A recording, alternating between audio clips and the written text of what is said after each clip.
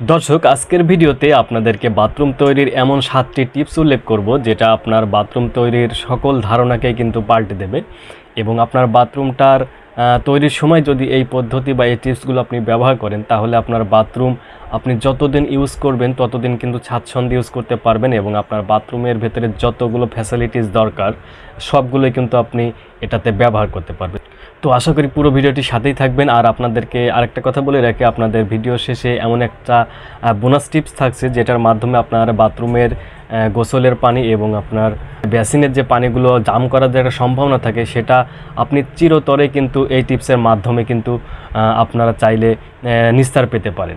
তো আশা করি পুরো ভিডিওটির সাথেই থাকবেন। আর আমাদের চ্যানেলে পরবর্তীতে স্যানিটারি বিষয়ক বিভিন্ন ভিডিও পেতে চাইলে অবশ্যই চ্যানেলটি সাবস্ক্রাইব করে নেবেন, আর ভিডিওটি ভালো লাগলে এক্ষুনি একটি লাইক করে যাবেন। তো সর্বপ্রথম যে টিপসটি রয়েছে সেটা হচ্ছে আপনার বাথরুমের যে আয়তন থাকে সেটা অবশ্যই সর্বনিম্ন 5 ফিট বাই 7 ফিট হতেই হবে। অর্থাৎ আপনার দৈর্ঘ্য 7 ফিট, প্রস্থ 5 ফিট এবং বাথরুমের যে উচ্চতা সেটা অবশ্যই কিন্তু 7 ফিট হতেই হবে। তো অনেকেই কিন্তু এই বাথরুমের আয়তনটা ছোট করে ফেলে, যার কারণে আপনার বাথরুমের ভেতরে দেখা যাচ্ছে প্যান বা লো কমোড কিংবা হাই কমোড বসানোর পরে কিন্তু গোসলের সাইডে যে জায়গাটা দরকার ততটুকু জায়গা কিন্তু আসলে থাকে না, যার কারণে কিন্তু পরবর্তীতে সমস্যায় পড়ে। আবার দেখা যাচ্ছে গোসলের সাইডে জায়গা রাখলে আপনার টয়লেটের সাইডে জায়গা থাকে না, অর্থাৎ লো কমোড বা হাই কমোড বসানোর জায়গাটা কিন্তু ছোট হয়ে যায়। তো অবশ্যই আপনার সর্বপ্রথম কিন্তু আপনার এই আয়তনের দিক থেকে কিন্তু আপনার খেয়াল করতে হবে, অর্থাৎ আপনার বাথরুমের আয়তনটাই কিন্তু আপনার বাথরুমের সৌন্দর্য কিংবা আপনার বাথরুম ব্যবহারের যে সর্বোত্তম যে সুবিধা সেটা পাওয়ার জন্যই কিন্তু আপনার বাথরুমের আয়তনটাই কিন্তু খুবই গুরুত্বপূর্ণ। এর জন্য কিন্তু আপনার বাথরুমের আয়তন সর্বনিম্ন 5 ফিট বাই 7 ফিট এবং উচ্চতা 7 ফিট হওয়া বাঞ্ছনীয়। তো দ্বিতীয় যে টিপসটি রয়েছে সেটা হচ্ছে আপনার বাথরুমে হাই কমোড এবং লো কমোডের দুইটা লাইনই কিন্তু একই বাথরুমে রাখতে হবে।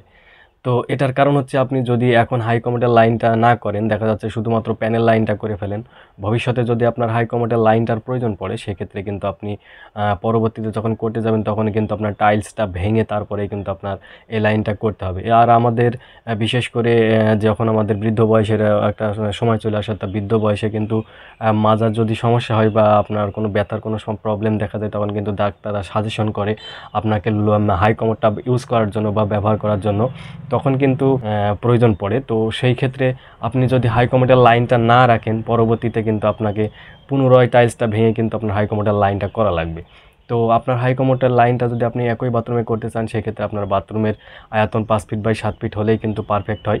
এবং যদি আপনার সর্বনিম্ন 4 ফিট জায়গা হয় এবং এটা যদি উত্তর দক্ষিণ লম্বালম্বি হয়, সেক্ষেত্রে কিন্তু আপনি খুব ইজিলি কিন্তু একই বাথরুমে হাই কমোড এবং লো কমোডের লাইনটা করে নিতে পারবেন। আর আপনার যে হাই কমোডের লাইন করে রাখলেই যে আপনার এখনই হাই কমোডটা লাগাতে হবে তেমনটাও কিন্তু নয়।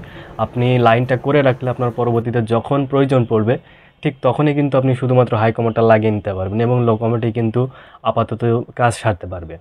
আর একই বাথরুমে আপনি হাই কমোড এবং লো কমোড কীভাবে ফিটিংস দিবেন বা কীভাবে সেটিং করবেন এটা নিয়ে কিন্তু আমাদের চ্যানেলে অলরেডি অনেকগুলো ভিডিও রয়েছে। তো সেই সকল ভিডিওর লিঙ্ক আমি ডিসক্রিপশন বক্সে দিয়ে দেবো, সেখান থেকে চাইলে আপনারা ভিডিওগুলো দেখে নিতে পারেন। তো 3 নম্বর যে টিপসটি রয়েছে সেটা হচ্ছে আপনার বাথরুমে অবশ্যই বড় সাইজের যে প্যানগুলো পাওয়া যায়, অবশ্যই সে প্যান বা লো কমোড যেগুলো পাওয়া যায় সেগুলো আপনারা বসানোর চেষ্টা করবেন এবং অবশ্যই বসিয়ে নেবেন।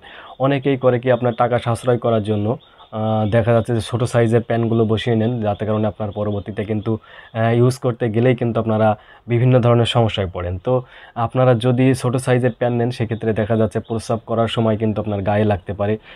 সচরাচর আমাদের যেমনটা হয় ফ্ল্যাট কিংবা বাড়ির ভেতরে বা বিল্ডিংয়ের ভেতরে কিন্তু শুধুমাত্র বাথরুমে কিন্তু প্যানেল লাইনে থাকে, অর্থাৎ প্রস্রাবের জন্য কিন্তু আলাদা কোনো জায়গা থাকে না কিংবা আপনার কোনো পদ্ধতি বা থাকে না, যার কারণে কিন্তু আপনাদের লো কমোডটা ইউজ করতে হয় বা প্যানটা ইউজ করতে হয় বা আপনার প্রস্রাবের জন্য। তো যদি আপনার বা প্যানটা বড় সাইজের নেন তাহলে কিন্তু আপনার প্রস্রাবটা গায়ে ছিটকে আসার যে সম্ভাবনা সেটা কিন্তু খুবই কম থাকে। এবং বিশেষ করে যা আপনার যদি একটু মোটাসোটা মানুষ হয় সেক্ষেত্রে কিন্তু ছোটো সাইজের প্যান্টটা আসলে ইউজ করতে একটু কষ্টকর হয়। এজন্য আমার সাজেশন থাকবে আপনারা বড় সাইজের প্যান্টটা নেবেন, তাহলে কিন্তু আপনার পরবর্তীতে আর পস্তাবেন না। তো 4 নম্বর যে টিপসটি রয়েছে সেটা হচ্ছে আপনারা যদি আপনার বাথরুমে শুধুমাত্র হাই কমোডের লাইন করেন, অনেকেই হাই কমোডের লাইন করলে দেখা যাচ্ছে আপনার গোসলের যে ফ্লো রয়েছে ওই ফ্লো সেম করেই কিন্তু আপনারা হাই কমোডটা বসানো, অর্থাৎ এর জন্য কিন্তু আলাদা কোনো চেম্বার করেন না। তো এটাও একটা বড় ভুল। যদি আপনি হাই কমোডটা গোসলের লেভেল করে বসান, দেখা যাচ্ছে যে আপনার গোসলের পানি আপনার কিন্তু অনায়াসে কিন্তু আসলে হাই কমোডের যে চারি সাইডে কিংবা আশপাশে চলে যায়, এর জন্য কিন্তু জায়গাটা আপনার সবসময় ভিজা বা স্যাঁতসেঁতে থাকে এবং আপনি হাই কমোডে উঠতে বসতে যাওয়ার সময় কিন্তু পড়ে যাওয়ার একটা সম্ভাবনা থাকে এবং ইজিভাবে কিন্তু আপনি উঠতে বসতে পারবেন না। আর যখন আপনার চেম্বারটা করা থাকবে, দেখা যাচ্ছে সর্বনিম্ন 4 ইঞ্চি আপনার উঁচু করে যদি চেম্বার করা হয়, সেক্ষেত্রে কিন্তু গোসলের পানি আপনার চেম্বারের উপর উঠতে পারে না এবং চেম্বারটা কিন্তু সবসময় শুকনা থাকে, যার কারণে আপনার চেম্বারের সাইডটা সবসময় শুকনো থাকার কারণে কিন্তু আপনি সুন্দরভাবে আপনার আসলে হাই কমোডটা ইউজ করতে পারবেন বা উঠতে বসতে পারবেন। এজন্য কিন্তু আপনার কোনো সমস্যা হবে না। তো আমার সাজেশন থাকবে, আপনারা যদি হাই কমোড শুধুমাত্র আপনার দেখা যাচ্ছে যে বাথরুমে হাই কমোড লাগান, সেক্ষেত্রে অবশ্যই চেম্বার করবেন। আর যদি হাই কমোড এবং লো কমোড দুইটারই লাইন করেন, তাহলে একই চেম্বারের ভিতরেই আপনারা দেওয়ার চেষ্টা করবেন। তো এটা নিয়েও কিন্তু আমার চ্যানেলে অলরেডি ভিডিও আছে, আপনারা চাইলে ভিডিওটি দেখে নিতে পারেন, লিঙ্ক ডিসক্রিপশন বক্সেই দেওয়া থাকবে। তো 5 নম্বর যে টিপসটা রয়েছে সেটা হচ্ছে আপনার লো কমোড বা প্যানের জন্য অবশ্যই ফ্ল্যাশের ব্যবস্থা করতে হবে, অর্থাৎ আপনার প্যানের পেছনে যে আপনার ফ্ল্যাশ ট্যাঙ্কি থাকে ওটা অবশ্যই লাগাতে হবে। কারণ আপনি যদি এটা না লাগান, তাহলে আপনার টয়লেট ইউজের পরে অতিরিক্ত পানি কিন্তু আপনার বদনায় কিংবা অন্য কোনো কিছুর মাধ্যমে কিন্তু আপনার প্যানের ভেতরে দেওয়া লাগে। তো এটা থেকে আপনি যদি পরিত্রাণ পেতে চান এবং আপনার বাথরুমটা যদি দুর্গন্ধময় এবং পরিষ্কার পরিচ্ছন্ন রাখতে চান, অর্থাৎ টয়লেট ইউজের পরে শুধুমাত্র সুইচে চাপ দিয়ে চলে যাবেন এবং আপনার প্যানের ভেতরে যে ময়লা থাকবে সেটা কিন্তু অনায়াসে ধুয়ে মুছে একেবারে এক ধাক্কায় আপনার সেফটি ট্যাঙ্কি পর্যন্ত পৌঁছিয়ে দেবে। তো এই ফ্ল্যাশ ট্যাঙ্কি সম্পর্কে আপনি যদি বিস্তারিত জানতে চান, তাহলে আমাদের চ্যানেলে কিন্তু অলরেডি ভিডিও দেওয়া আছে, আমি লিঙ্ক ডিসক্রিপশন বক্সে দিয়ে দেবো, সেখান থেকে অবশ্যই দেখে নিতে পারেন। তো 6 নম্বর যে টিপসটা রয়েছে সেটা হচ্ছে আপনার বাথরুমে যখন আপনি তৈরি করবেন, অবশ্যই গিজারের লাইনটা রাখবেন। কারণ গিজারের লাইন যদি আপনি যখন আপনার বাথরুমটা কমপ্লিট করে ফেলবেন, গিজারের লাইনটা যদি না করেন, তাহলে কিন্তু আপনার যখন প্রয়োজন পড়বে গিজারের লাইনটা, তখন কিন্তু আপনি করতে পারবেন না। তো দেখা যাচ্ছে করতে গেলে তখন আপনার ওপেন কিন্তু আবার করা লাগতে পারে, টাইলসের উপর দিয়ে পাইপ দিয়ে কিন্তু ওপেনভাবে করা লাগতে পারে। তো আপনারা অবশ্যই মনে রাখবেন যে আপনারা সামান্য কিছু টাকার জন্য বা বাঁচানোর জন্য, টাকা বাঁচানোর জন্য আপনার গিজারের লাইনটা অনেকেই করতে চান না, অনীহা দেখান। তো আমি আপনাদের কাছে অনুরোধ রাখবো, যখন আপনারা বাথরুমের কাজ করাবেন, অবশ্যই গিজারের লাইনটা রাখবেন। কারণ গিজারের লাইন কিন্তু করতে কিন্তু আহামরি খরচ হয় না, আপনার বাথরুমের যে টোটাল খরচ হয় তার থেকে দেখা যাচ্ছে যে গিজারের লাইনটা যদি আপনি করে নেন, সর্বোচ্চ 2000 টাকা কিন্তু বেশি লাগে।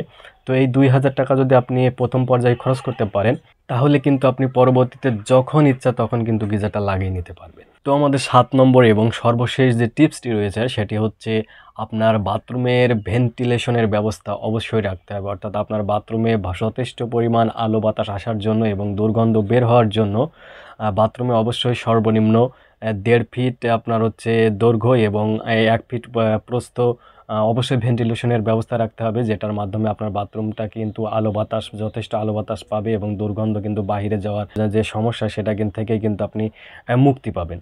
আরেকটা জিনিস হচ্ছে, আপনার যদি বাথরুমের ভেতরে অ্যাডজাস্ট ফ্যানের লাইন করেন, সেক্ষেত্রে কিন্তু এটা আরও পারফেক্ট হয়। তাহলে আপনার বাথরুমের ভেতরে যে একটা ভ্যাপসা গরমের যে একটা আসলে সম্ভাবনা তৈরি হয় বা ভ্যাপসা গরম সৃষ্টি হয়, সেটা কিন্তু আপনার এই অ্যাডজাস্ট ফ্যানের মাধ্যমে কিন্তু বাহিরে বের হয়ে যাবে এবং আপনার বাথরুমের ভেতরে যে দুর্গন্ধ সৃষ্টি হয় সেটাও কিন্তু বাহিরে বের হয়ে যায়। তবে অ্যাডজাস্ট ফ্যান লাগালে একটা সমস্যা হয়, যদি আপনার ইলেকট্রিসিটির সমস্যা হয় বা আপনার বিদ্যুৎ চলে যায় আপনার টয়লেটে যাওয়ার পরে, তখন কিন্তু আপনার ওর ভেতরে আসলে আলোটা আসতে পারে না এবং বাতাসও আসতে পারে না। অর্থাৎ অ্যাডজাস্ট ফ্যান লাগালে আপনার সবসময় কিন্তু বিদ্যুতের প্রয়োজন পড়বে, আপনি যদি বাথরুমটা ইউজ করতে যান, এইটাই কিন্তু একটা সমস্যা। তাছাড়া আপনি যদি লাগিয়ে নেন, তাহলে কিন্তু আপনার ভেন্টিলেশনের থেকে কিন্তু অ্যাডজাস্ট ফ্যানটা আরও ভালো হয়। তো আপনাদেরকে বলেছিলাম যে ভিডিও শেষে একটা বোনাস টিপস দেবো, তো সেই বোনাস টিপসটা এখন আপনাদেরকে দিচ্ছি। তো অনেকেই কি করেন, আপনার গোসলখানার পানিটা বের হওয়ার জন্য আপনারা 3 ইঞ্চি পাইপ ব্যবহার করেন এবং আপনার বেসিনের যে পাইপটা রয়েছে বা বেসিনের পানি আপনার ডেলিভারি যে পানিটা বের হবে সেটার জন্য কিন্তু 1.5 ইঞ্চি সাইজের পাইপটা ব্যবহার করেন। তো এটা কিন্তু আসলেই উচিত হবে না, বিশেষ করে যদি রান্নাঘর হয়, সেক্ষেত্রে কিন্তু 3 ইঞ্চি পাইপ কোনোভাবে গ্রহণযোগ্য নয়। আপনারা যদি আপনার বাথরুমের পানি কিংবা গোসলখানার পানি বা আপনার রান্নাঘরের পানি কিংবা বেসিনের পানি সুন্দরভাবে একেবারে আজীবন আপনি ইউজ করতে চান, যে আপনার কোনোভাবেই এটা জাম করবে না, তাহলে কিন্তু অবশ্যই আপনাকে 4 ইঞ্চি, সর্বনিম্ন 4 ইঞ্চি সাইজের পাইপ ইউজ করতেই হবে। তো আপনারা শুধুমাত্র বেসিংয়ের জন্য যেখানে আপনার বেসিংটা বসাবেন, একেবারে স্টার্নের নিচের অংশের থেকে আপনি যতটুকু পাইপ উঠাবেন, অর্থাৎ ম্যাজিক পাইপটা ঢুকানোর জন্য আপনি সর্বনিম্ন 1.5 ইঞ্চি পাইপ ইউজ করতে পারেন, এর নিচে কিন্তু ইউজ করতে পারবেন না। এবং আপনার বেসিংয়ের গোড়া পর্যন্ত 4 ইঞ্চি পাইপ একেবারে আপনার ব্যবহার করা কিন্তু বাধ্যতামূলক। এটা যদি না করেন, এটাতে কিন্তু আপনার পরবর্তীতে বেসিংয়ের যে পাইপ, এটা কিন্তু জাম হওয়ার কিন্তু খুবই চান্স থাকে। কারণ আপনার বেসিংয়ের ভেতরে আপনার যখন হাত ধোন, তখন কিন্তু আপনার হাতের যে আসলে তৈলাক্ত একটা ভাব থাকে, সেটা কিন্তু আপনার পাইপের ভিতরে চলে যায় বা তেল চর্বি চলে যায়। এবং অনেক সময় দেখা যাচ্ছে অনেকে কিন্তু এটা থাল বাটিও কিন্তু ধোয়া মোছা করে, যার কারণে কিন্তু দুই একটা ভাতের দানাও চলে যায় এবং পরবর্তীতে কিন্তু যথেষ্ট হয়রানি পোহাতে হয়েছে। তো এই সকল বিষয়গুলো যদি আপনারা মনে রেখে, আপনারা খেয়াল করে, বা আপনার যে পদ্ধতিগুলো বললাম, যে টিপসগুলো দিলাম, এগুলো যদি আপনারা আপনার বাথরুম তৈরির ক্ষেত্রে ফলো করেন, আশা করি আপনার বাথরুমটা একটা ভালো মানের বাথরুম হবে। আর আপনি যত দিন এটা ইউজ করবেন, ততদিন কিন্তু ভালোভাবে ইউজ করতে পারবেন। তো এই ছিল ভিডিও সম্পর্কে আপনার যদি মূল্যবান কোনো মন্তব্য থাকে, অবশ্যই কমেন্ট করে জানাবেন। আর আমাদের চ্যানেলে পরবর্তীতে স্যানিটারি বিষয়ক বিভিন্ন ভিডিও পেতে চাইলে অবশ্যই চ্যানেলটি সাবস্ক্রাইব করবেন। ভিডিওটি ভালো লাগলে এখন একটি লাইক করবেন।